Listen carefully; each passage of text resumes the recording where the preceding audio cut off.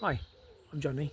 I'm a meditation teacher, and I want to talk to you about mantras, and I want to talk to you about the particular mantra, which is the sound Aum, which we can spell in English as A-U-M, but it's represented by a particular symbol in Sanskrit. The sound Aum, the chant, the mantra, represents creation. It represents the universal sound that everything in creation is making. It's believed in the ancient Vedic texts that the sound Om is what created the universe and everything in it. And similarly, you can see in the Bible that it talks about in the beginning was the Word was with God, and the Word was God. So it's a similar understanding of the same concept, that a sound, a basic primordial sound, created everything.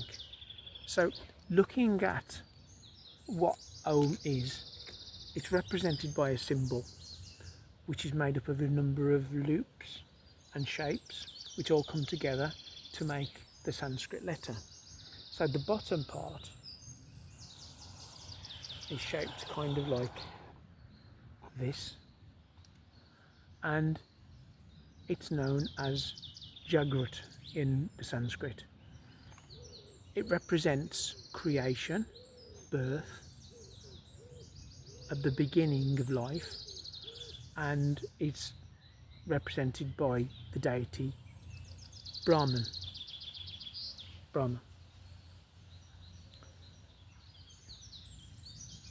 This also represents our conscious, awake state, the state that you and I are in now, the state that I'm in, making this video, the state that you're in, listening to the video. We are in an awake state. We're in the state of Jagrat. The second state of consciousness that this symbol represents is represented by this second loop,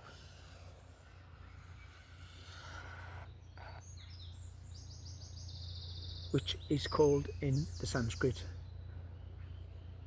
Swapna, and that's represents sustenance, and the sustainer in the Vedic tradition is Vishnu, the sustainer, the one that keeps everything going, sustains life, sustains everything.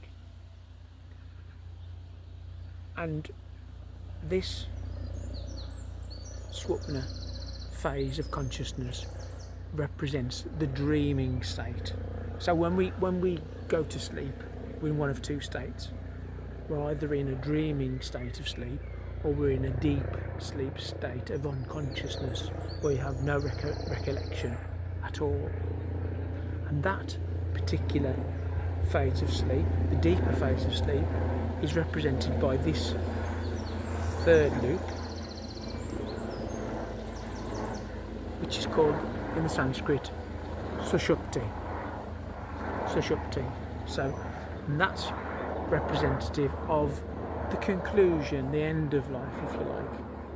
So yes, partly death is something to do with it, but it's to do with a cycle, as we understand, as in nature. So as in every autumn we see the leaves die off to make way for what seems like almost a death of the trees, and then in the spring we get the blossom, the new leaves, and again the cycle repeats. And as the Eastern philosophies describe it, we are on a cycle of life, death and rebirth. We all have many lives, as is the belief. We don't just have the one. So this third phase is represented by the deity Shiva.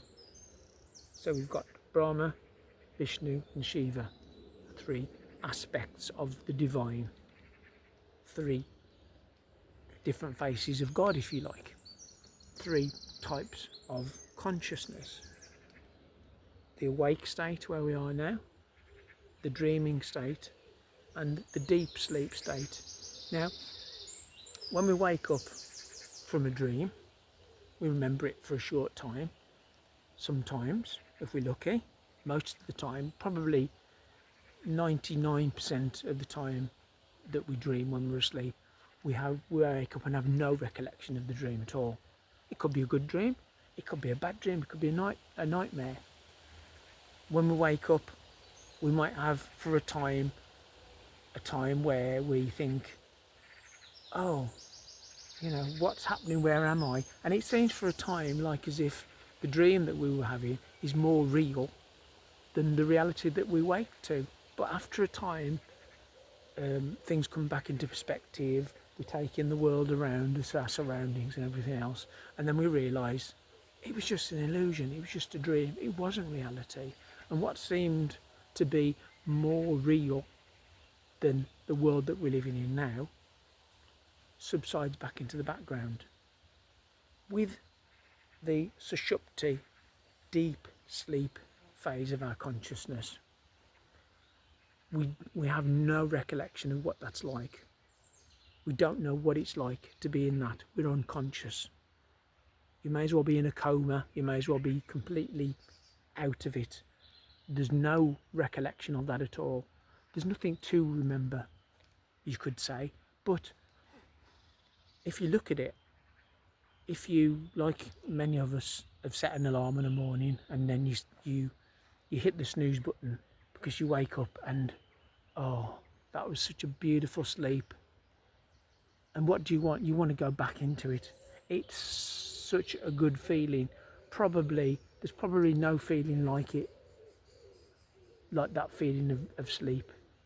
And how many of us have, you know, set the alarm deliberately a little bit earlier so that we can pause, you know, snooze, go back into that again. So it's such a wonderful state. But we don't have any recollection in our waking world, in our waking reality of consciousness, of what the deep sleep state is like. So the question that's asked, and has been asked for thousands of years, is, are these the only three states of reality, three states of consciousness? And the answer that has been found by the wise is that there is actually another state. Above this symbol we have a dot here, and something is separating this dot from the main shape, and that is this crescent shape here. The crescent shape is called Maya in Sanskrit, and it represents all of the world that we see, the sort of reality, if you like, the objects, the things that are part of our life, and these act as a veil. And what they're separating us from is another state which transcends and is outside all of the states. That's known as Turiya in Sanskrit. And Turiya is a state of absolute awareness, absolute bliss, absolute joy, and it's something that is sought on the journey of enlightenment. Enlightenment is to awake. Awake from what? Awake from this cycle, these three phases, the cycle of birth, sustenance, rebirth, death, rebirth, everything like that.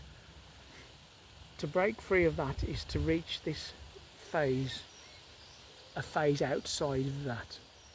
And it's seen as the ultimate reality, a reality beyond all other realities, and it's something that meditators for thousands of years have sought, the state of Turiya. We are separated from it by Maya, which is all the worldly attachments that we have. It's not so much the world around us, but it's our attachment to those worldly things. It's our love of things in this world, in this life.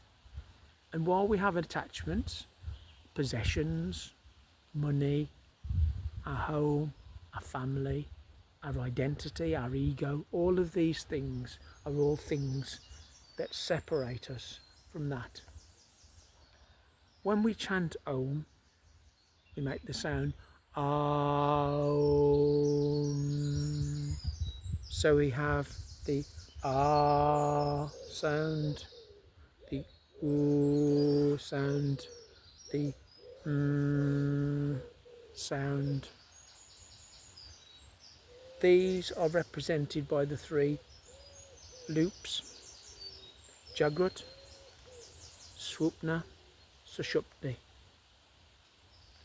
What comes after that represents the space, the emptiness, the quiet. And it's in that emptiness, that empty space, that silence after the Om sound. So we breathe in, Om.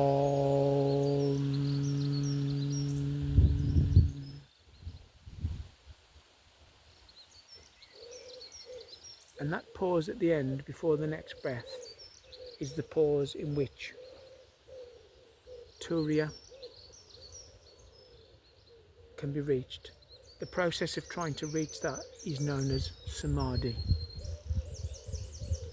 So when we're chanting, when we're going through this process, just remember that, and remember the fact that it is a process, what this represents, and why this is such a powerful chant, such a powerful symbol.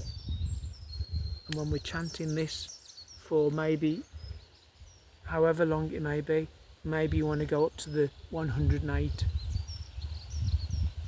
of the beads of the mala. Each time at the end of that phrase, the Om phrase, we get a pause of nothing, absolute blank. It's in that blank that the final experience of Turiya, that gives us a little taste of what that means. And it's to do with the fact that we all see ourselves as individuals. We've got our own lives, our own personalities, we're all our own people. But the reality, ultimate reality of it is we're not all separate. We are all one. We are all connected. There is only one reality. We are all the divine. The divine is in us all. We are all part of the divine. That was understood by the ancients a long time ago, thousands of years, in India and other parts of the East. And in the Bible, Jesus says, I and my Father are one. And there are many scriptures there where it tells us that there's not to be a difference between me and the next person. Do unto others as you would have them do to you.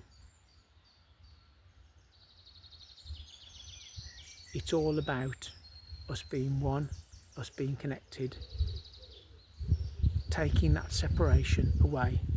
So we need to remove the veil. We need to take away, go beyond Maya, go beyond our worldly attachments to find the ultimate truth of enlightenment. That's all. I'm Johnny. Thank you very much, and I'll speak to you again very soon. Namaskaram.